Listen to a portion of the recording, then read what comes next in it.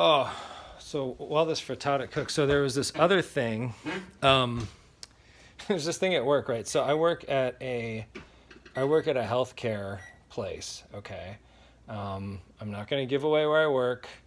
Uh, I'm not sure why. It just seems like a bad idea. I don't want to get sued. Maybe that's it. So, but we don't have a hospital, so it's like even though we're really busy at the same time, we're like not as busy as usual, and so they there's some talk in the wind about maybe there's actually going to be some it could be a situation or some furloughs because we're really not doing very much business right now, which is sad. But they want that to be a last resort. So what they're doing first is they send around this assessment. It's a skill. It's the COVID skills assessment, and the thing actually says, like in the message, it says we want to know about all the skills our caregivers have.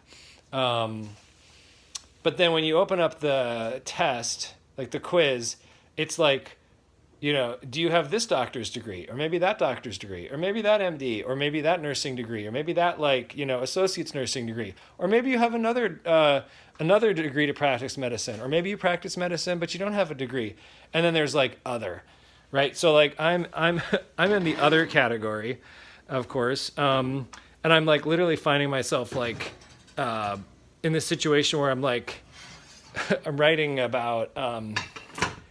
Like, well, let's say I can do. What can I do? What can I contribute? I can write things from a computer at home, and I can do spreadsheets. Spreadsheets is now like the value that I think I might have. Like, I don't know coding. I probably should have put in like something with websites, but it's a bit embarrassing that it's kind of come to that. They didn't ask me if I can play the harmonica. So they really don't want to know about all the skills I have. So I'm a little dubious of whoever's writing these communications. Anyway, speaking of embarrassing things, so the other thing that is like really on my mind right now is joggers.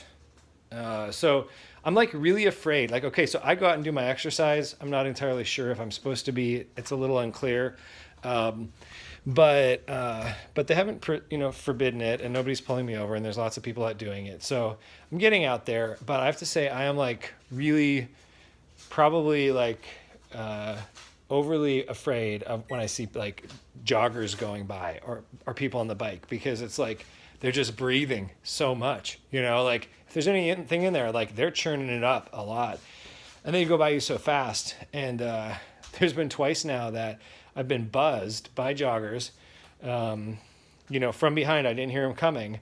And one time it was early on, and I swear, like I was having like a totally zen day, but if I had a sword on me right then, I probably would have cut that guy's, that head off as he was going by me right when I realized he was there. Like it flipped like that quickly into this like violently self-protective mode.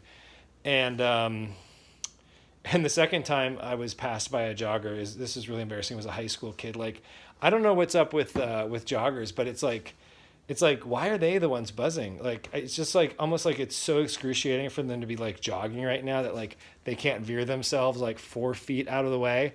It's just like, help, just give me a break, bud. This is hard.